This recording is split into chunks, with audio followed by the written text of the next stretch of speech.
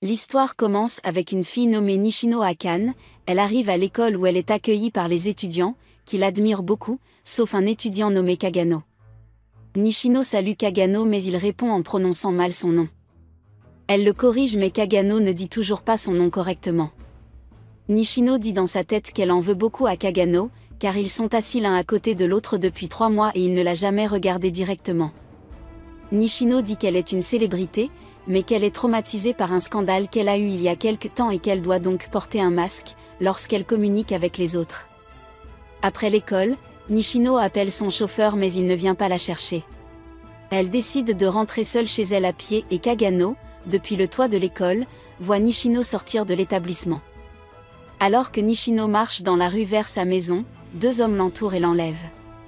Avant de perdre connaissance, Nishino voit Kagano. Nishino se réveille et se rend compte qu'elle est dans une pièce avec 2 hommes qui l'observent. L'un des hommes lui dit qu'elle est enlevée parce que son père a beaucoup d'ennemis. Kagano se tient à l'extérieur du bâtiment où se trouve Nishino. L'homme rappelle à Nishino qu'elle a déjà été kidnappée par un harceleur, ce qui est à l'origine de son traumatisme. À ce moment-là, les kidnappeurs et Nishino entendent des bruits de pas venant d'en haut. Ils voient une ombre à travers la fenêtre du plafond et cette ombre brise la fenêtre et entre dans la pièce. L'un des kidnappeurs vise un homme masqué, mais celui-ci lui lance un morceau de verre et désarme le kidnappeur. Après s'être débarrassé d'un des kidnappeurs, l'autre kidnappeur dit qu'il n'a pas eu de confrontation sérieuse, depuis qu'il a quitté l'armée depuis longtemps et laisse tomber son arme pour affronter l'homme masqué avec seulement un couteau. L'homme attaque l'homme masqué en réussissant à le blesser, mais ce dernier sort une paire de pieds de biche pour combattre le kidnappeur. Après avoir assommé les kidnappeurs et les avoir ligotés, l'homme masqué libère Nishino, qui a assisté à tout le combat. Après avoir quitté le bâtiment, l'homme masqué enlève son masque et révèle qu'il est Kagano. Le lendemain, Nishino arrive à l'école comme d'habitude. Lorsqu'elle s'approche de Kagano et le salue, il lui répond en prononçant correctement son nom. Nishino dit dans son esprit que c'est la première fois qu'elle a l'impression que Kagano la regarde directement et qu'il semble aussi porter un masque devant les autres. Quelques jours plus tard, la nouvelle d'un garçon qui a été renversé par un camion et est mort est diffusée à la télévision. Le nom du garçon est Kagano Minoru. Épisode 2, l'épisode s'ouvre sur Sid. Il recueillait des informations auprès de son partenaire, se demandant ce que le culte était en train de faire, et après avoir découvert qu'il est mort dans une vie antérieure et qu'il a été réincarné en bébé. Dans sa vie antérieure, il était un garçon nommé Kagano. Ainsi Sid s'est entraîné à l'épée pendant de nombreuses années, mais n'a pas été en mesure d'atteindre les compétences de sa sœur. Tout en louant sa sœur, il est secrètement allé dans l'ombre et a attaqué des bandits. Après avoir éliminé facilement certains des bandits, l'un d'entre eux a tiré un coup de feu sur Sid, mais il l'a esquivé, et il a commencé à les achever en utilisant sa capacité gluante. Alors qu'il pensait en avoir fini avec le reste d'entre eux, un autre bandit puissant apparaît derrière lui. Alors que des épées s'affrontent, Sid explique qu'il ne tiendra pas une minute. Le bandit entaille Sid, l'endommageant. Sid trompe son ennemi et le tue rapidement. En trouvant le butin du bandit, il entend des bruits à l'arrière. Il trouve un être vivant maudit à l'intérieur dans une cage, et il décide de le surcharger en mana. Il commence à le surcharger de mana. Bientôt la malédiction est levée et une fille elfe apparaît. Sid était choqué, mais comme il voulait faire bonne impression, il s'est précipité sur une caisse et a commencé à expliquer qu'elle était une héroïne perdue dans les histoires et qu'elle avait été transformée en un blob. L'elfe lui demande qui lui a fait ça, et il lui répond qu'elle n'a pas besoin de le savoir. Après qu'elle ait insisté, il regarde rapidement autour de la pièce et dit le nom d'un culte puissant. L'elfe décide de rejoindre son groupe d'ombre parce qu'il lui a sauvé la vie. Sid commence à s'entraîner avec sa sœur, et même s'il peut facilement gagner, il perd toujours exprès. Il est maintenant temps pour sa sœur de partir pour sa nouvelle école dans la capitale. Quand elle part, il se met rapidement sur l'eau et commence à marcher dessus. Il découvre bientôt que sa sœur a été kidnappée. La fille elfe dit à Sid qu'elle a recruté de nombreuses personnes pour son groupe et qu'ils ont localisé des endroits qui pourraient être ceux où elle était retenue prisonnière. Sid lance un tesson sur l'endroit où elle se trouve. Pendant ce temps, le kidnappeur a commencé à dire à sa sœur qu'il devrait aussi kidnapper son frère. Elle se met en colère et se libère de sa chaîne. Elle tente d'attaquer le kidnappeur mais ce dernier l'assomme rapidement, d'un seul coup de poing. Un de ces hommes arrive et dit qu'ils sont attaqués, il dit qu'ils sont apparus de nulle part comme des ombres. À l'entrée, il trouve un groupe de filles.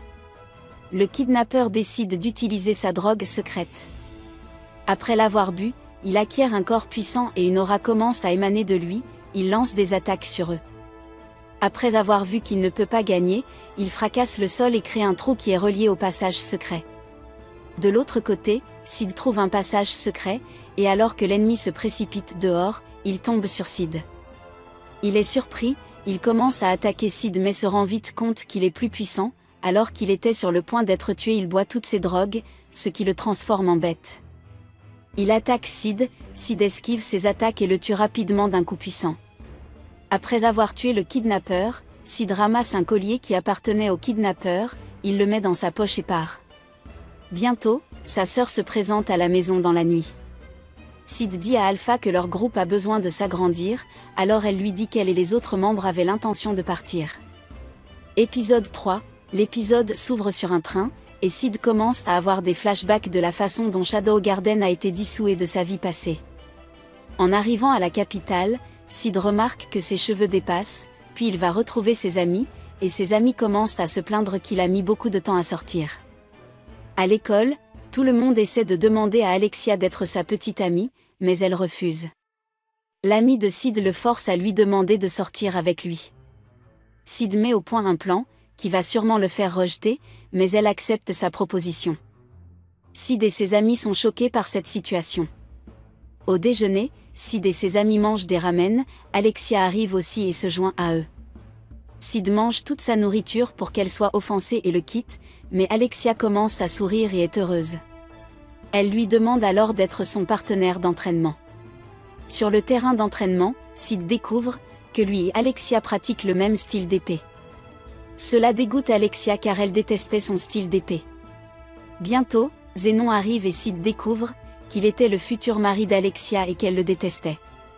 Après l'école, Alexia dit à Sid qu'elle détestait ce type et que c'est pour cela qu'elle a accepté sa demande en mariage. Elle est au courant du pari et menace Sid de le dénoncer, s'il ne fait pas ce qu'elle lui demande. Elle sort alors une pièce d'or et la lance vers Sid, qui la ramasse et agit comme s'il avait besoin d'argent. Le prince lui dit alors de faire ce qu'elle lui demande et qu'il sera payé. À partir du lendemain, ils ont commencé à agir comme un couple et ont essayé de faire en sorte que cet homme déteste la princesse.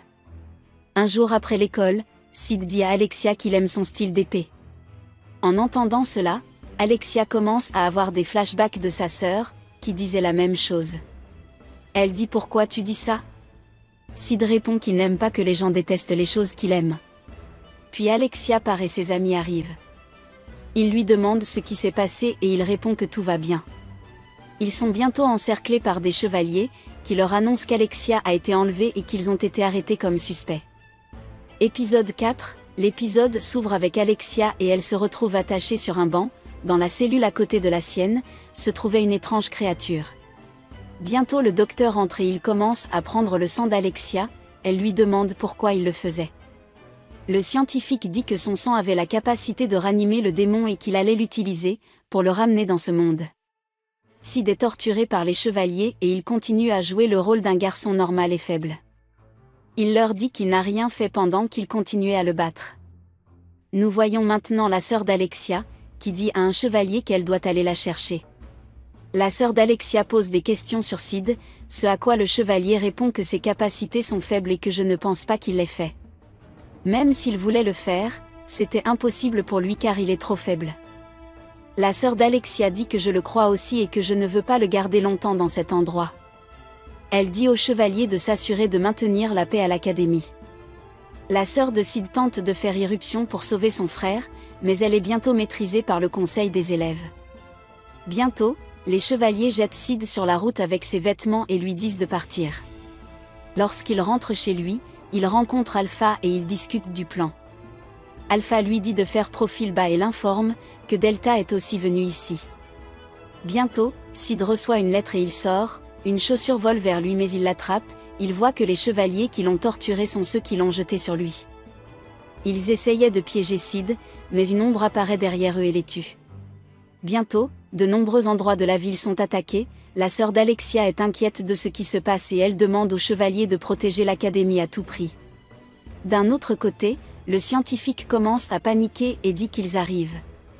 Alexia dit que le chevalier de l'ordre n'agit pas avant que quelque chose de majeur ne se produise. Le scientifique dit que je n'ai pas peur des chevaliers. Il sort une seringue et injecte la créature. Alexia essaie de l'arrêter mais il n'écoute pas. La créature se transforme rapidement en monstre et tue le scientifique. Il ne tue pas Alexia et sort dans la ville. Alexia profite de la situation et tente de partir, mais elle est rapidement bloquée par Zénon. Il lui dit que tout est de sa faute et il commence à se battre. Alors qu'il est sur le point de tuer Alexia, Sid arrive et l'arrête. Il lui dit qu'il s'appelle Shadow et qu'il vit dans l'ombre pour pouvoir chasser les gens dans l'ombre. Et c'est tout pour aujourd'hui les gars. N'oubliez pas de vous abonner et d'activer les notifications pour pouvoir regarder d'autres vidéos comme celle-ci. Merci d'avoir regardé.